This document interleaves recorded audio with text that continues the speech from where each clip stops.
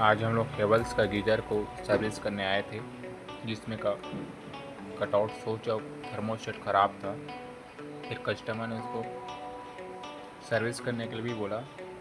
Service कर रहे थे तो गंदगी देखिए, कितना सारा गंदगी है। कैल्शियम, जिसको कैल्शियम बोलते हैं, हॉट वाटर की वजह से ये सब होता है।